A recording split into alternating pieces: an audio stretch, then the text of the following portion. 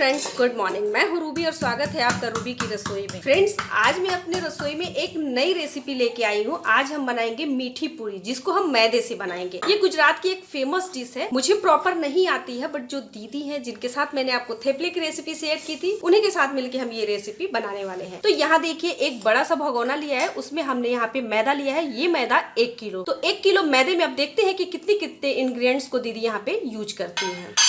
तो यहाँ पे सबसे पहले हम डालेंगे सफेद तिल। तो ये आप जानते हैं, मेरे हर नाश्ते की स्पेशल जान है। तो ये सफेद तिल डालेंगे, जिससे हमारी पूरियां देखने में लुक वाइज बहुत ही अच्छी होंगी। तो यहाँ हमने इसको स्प्रिंकल कर दिया है। अब इसके साथ यहाँ पे 1 कटोरी भर के हमने लिया है तेल, रिफाइंड तेल लिया। आप इसमें घी का भी यूज कर सकते हैं, जिससे ये बहुत ही अच्छा बनेगा, बट मैं यहाँ पे ऑयल का यूज कर रही हूँ। तो ऑयल एक ही साथ हम ऐड कर देंगे। थोड़ा बचा लिया दीदी ने, एक ही साथ ऐड नहीं किया, थोड़ा थोड़ा इसमें करके ऐड करेंगे और इसको अब हम मिक्स करेंगे। तो यहाँ देखिए, मोयन बहुत अच्छे से पड़ गया। मैं एक बार आपको चेक करा देती हूँ। मुट्ठी बंद किया और आप देख सकते हैं मुट्ठी बहुत अच्छे से बंद हो रही है। इसका मतलब हमारा मोयन बिल्कुल इसमें परफेक्ट है। तो 1 किलो यहाँ मैदे में यहाँ पे 1 कटोरी तेल डाला है। अब यहाँ पे मैं आपको पानी दिखा देती हूँ। ये नॉर्मल पानी नहीं है, ये बॉइल्ड पानी है और इसमें चीनी डाल के, यानी देसी खांड जो होता है ना, उसको डाल के यहाँ पे इसको बॉइल किया गया है। ये मीठी पूड़ियां बना रहे हैं, इसके लिए। अगर आप नमकीन पूड़ियां बनाना चाहते हैं तो इसके साथ आप नमक डाल के बॉइल कर लीजिएगा, ठीक है। तो अब इससे हम इस आटे को यहाँ पे लगाएंगे। तो शुरू करते हैं लगाना। तो थोड़ा थोड़ा पानी डालेंगे इसमें। तो यहाँ इन्होंने आधा पानी इसके अंदर ऐड कर दिया है। अब इसको धीरे धीरे यहाँ पे मसलते मसलते इस आटे को यहाँ पे ये लगाएंगे। तो आप पूरा प्रोसेस स्टेप बाय स्टेप देखिए। उसके बाद से आप इस रेसिपी को अपने घर में बहुत ही इजी तरीके से बना सकते हैं। दिवाली का टाइम है, तो यहाँ बहुत ढेर सारे स्नैक्स की रेसिपियां बन रही है। तो इस स्नैक्स की रेसिपी में आप इसको भी यहाँ पे ट्राई कर सकते हैं। वापस थोड़ा सा पानी डाला है और इसको यहाँ पे धीरे धीरे आटे को हम लगा रहे हैं।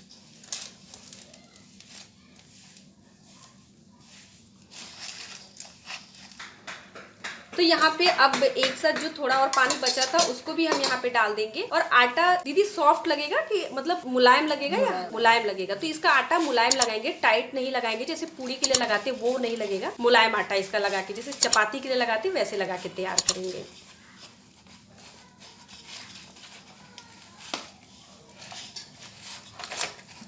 तो यहाँ पे आटा तो गूंथ लिया गया। अब वापस से इसकी कुटाई चल रही है यहाँ पे। इससे मतलब कहते हैं ना, आटा लचीला हो जाएगा, जिससे पूड़ियाँ बनाने में काफ़ी हेल्प मिलता है। उड़द के पापड़ जैसे बनते हैं ना, वैसे सेम है इसकी। जैसे उसकी कुटाई की जाती है, वैसे इसकी भी कुटाई की जा रही है।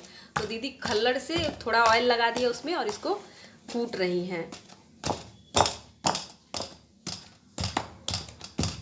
लगभग 5 से 10 मिनट तक इसकी कुटाई होगी, तब जाके ये आटा इनके हिसाब का बनेगा यहाँ पे।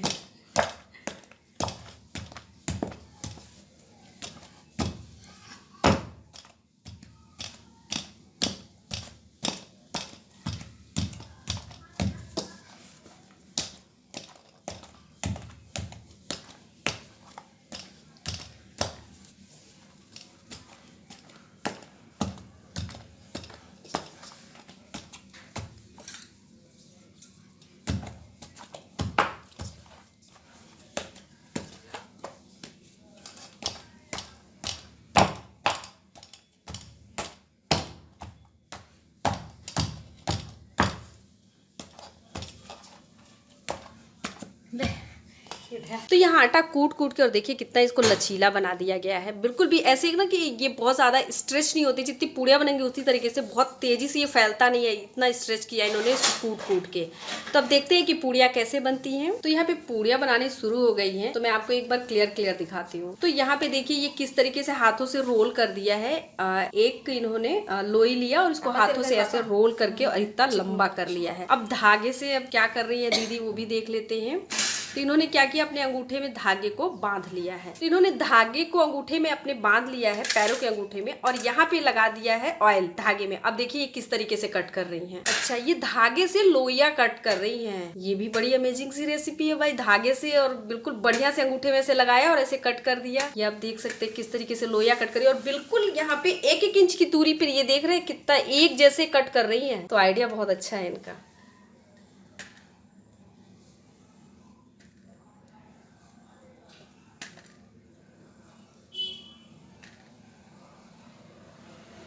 सब एक जैसे सीक्वेंस में इन्होंने लोइया काट के यहाँ पे रेडी किया है। इसी तरीके से ये सभी को लोइया काट के और फिर इसके बाद से तैयार करेंगे। फिर वैसे दूसरा आटा लेंगे और दूसरा फिर ऐसे राउंड करेंगे, उसको रोल फिर ऐसे तैयार करेंगे। तो आप पूरा प्रोसेस स्टेप बाय स्टेप देखते जाइए और इस रेसिपी को फॉलो करके आप अपने घर में इस पूड़ी को बना सकते हैं। तो यहाँ पे पूड़ी बनाना हम स्टार्ट करते हैं। तो यहाँ पे हमने रोलिंग बोर्ड लिया है, यानी कि चकला लिया है, और इस पे ऑयल लगा दिया, हल्का सा ऑयल लगा दिया है, और रोलिंग पिन में भी थोड़ा सा ऑयल लगा देंगे कि पूड़ियाँ चिपकेंगी नहीं बेलन और यहाँ पे चकले पे। एक प्लेट ले लिया हमने, अब यहाँ पे पूड़ियाँ बनाएंगे। तो एकदम पतली पतली पूड़ियाँ बना के तैयार करेंगे। बड़ा लंबा प्रोसेस है इसका, पहले बनाएंगे, फिर इसको हवा में सुखाएंगे, उसके बाद से इसको फ्राई करेंगे, तब ये पूड़ियाँ पापड़ी की तरह बनती है ना। पापड़ी बना रहे हैं आप इसका, हाँ। पापड़ी की तरह ये पूड़ियाँ बना के रेडी करेंगे। तो देखिए आप कितना पतला पतला बेल रही है ये।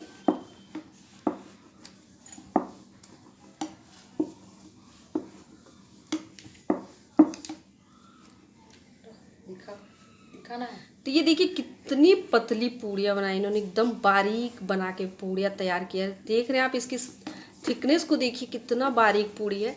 तो इसी तरीके से ये बना के इसको रेडी करेंगे। एक दूसरी पूड़ी भी आप देख लीजिए।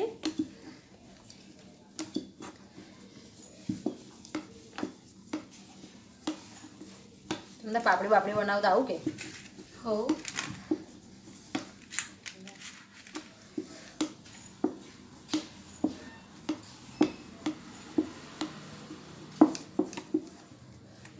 दिखनी है। तो दूसरी भी पूड़ी दीदी ने बना के ऐसे तैयार कर ली।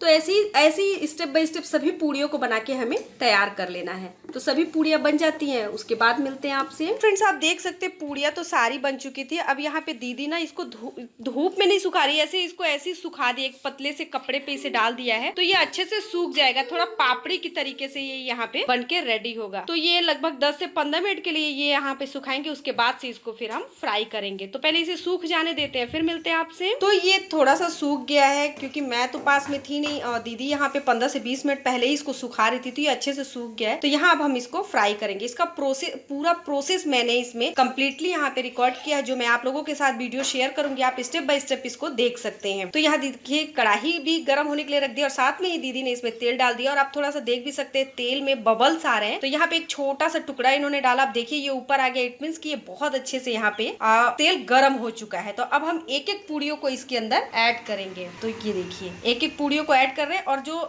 तेल है ना वो मीडियम फ्लेम पे गर्म किया गया है। तो सुखाया इसलिए है इसको कि ये फूलेगा नहीं, इसमें मतलब उभार नहीं आएगा, और ये थोड़ा पापड़ी के टाइप में ये मीठी पूड़ियाँ बनके रेडी होंगी। तो फ्रेंड्स ये गुजरात की बहुत ही फेमस रेसिपी है, आप एक बार इसको जरूर ट्राई कीजिएगा। अगर आप गुजराती हैं तो आपको डेफिनेटली ये रेसिपी आती होगी, बट आप एक बार मेरे तरीके से ट्राई कीजिएगा, आपको बहुत पसंद आएगी। क्योंकि ये रेसिपी भी मैं अपनी एक गुजराती दीदी के साथ ही बना रही हूँ, तो उनका तरीका है ये बनाने का। तो यहाँ पे देखिए एक साथ इन्होंने 5 से 6 पूड़ियाँ इसके अंदर डाली, और थोड़ी पूड़ियाँ देखिए यहाँ पे ले रखी है दीदी ने, कितना सुंदर लग रहा है देखने में। सफेद तिल का तो कमाल ही अलग होता है। तो यहाँ पे वापस एक बार कढ़ाई को देखते हैं। यहाँ देखिए, और आप देखिए ये कुछ ऐसे खस्ता पापड़ी की तरह हो रही है। तो आप इसमें अगर 15 से 20 मिनट टाइम एक्स्ट्रा नहीं लगाना चाहते हैं, तो आप इसमें वो चाकू जो होता है ना कांटे वाला चम्मच, उससे आप इसको छेद कर दीजिए, तो भी बहुत अच्छे से ये यहाँ पे क्रंची टाइप का होता है। बट ये एक बिल्कुल नया तरीका आज मैंने देखा कि इसको सुखा दिया हल्का सा 15-20 मिनट छाव में ही पंखे के नीचे, तो भी ये क्रंची यहाँ पे बनके और खस्ता पापड़ी जैसा बनके रेडी हो जाएगा। तो पूरा